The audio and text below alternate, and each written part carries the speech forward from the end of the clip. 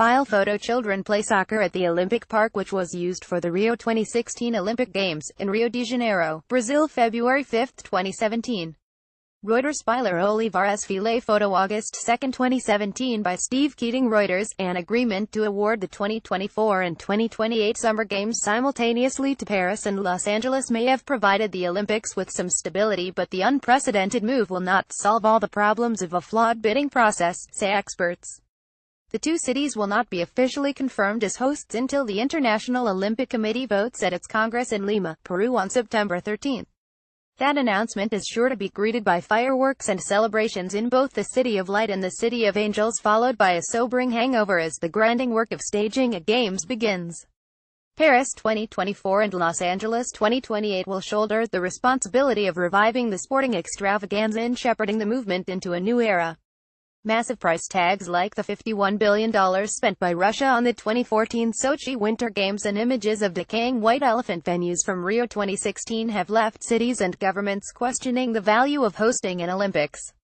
Rome, Hamburg, Boston and Budapest all withdrew from bidding for the 2024 Summer Games, while Oslo, Stockholm, Krakow and Ukraine's Lviv pulled out during the race for the 2022 Winter Olympics 2 years ago.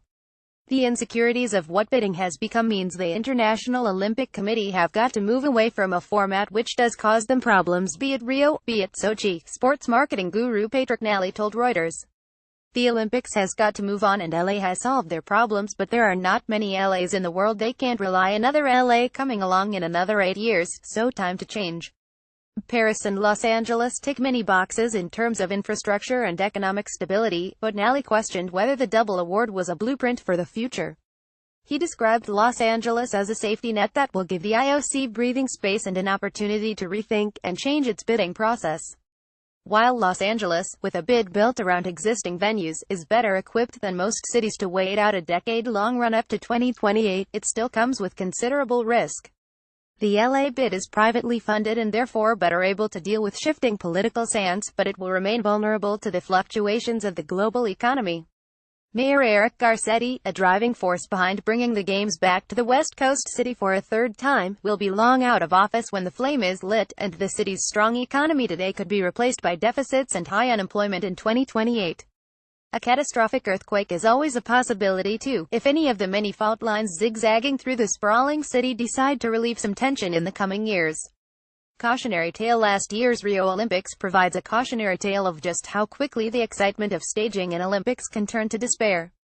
When Brazil was awarded the Summer Olympics in 2009, the country was riding an economic upswing, but by the time the Games were staged last August, budgets were being slashed and corners cut amid political turmoil.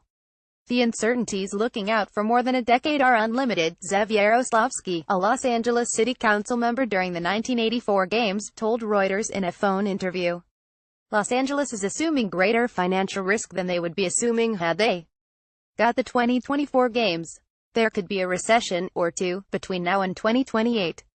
There will be 5 games staged before Los Angeles gets its moment to shine, and maintaining momentum and enthusiasm will provide another challenge for organizers, who will also closely monitor television rights and sponsored trends. Over the course of the next decade, the IOC will be working hard to polish its brand, which has been tarnished by sliding ratings and doping scandals. Generally speaking, holding everything together for 7 years is about the outer limit for how big projects like this can happen, Canada's senior IOC member Dick Pound told Reuters. I'm not sure I would want to make a regular practice of awarding two at the same time, simply because you cannot rely on the stability of 9 out of 10 countries to have that kind of a lead time. The stars and the planets were lined up this time with 2 really good candidates. The decision to award the 2024 and 2028 Games simultaneously to 2 cities with robust infrastructures that routinely stage big events, from the Academy Awards to World Climate Accords, will provide the IOC with badly needed time to retool its bidding process. I think we have to take a step back now and look at that process, said Pound.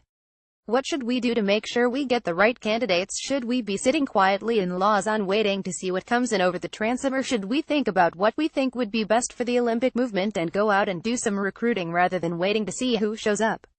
Reporting by Steve Keating in Toronto. Additional reporting by Brian Homewood in Zurich, Rory Carroll in Los Angeles. Editing by Toby Davis. Topics: Kangea Parashevieroslavsky.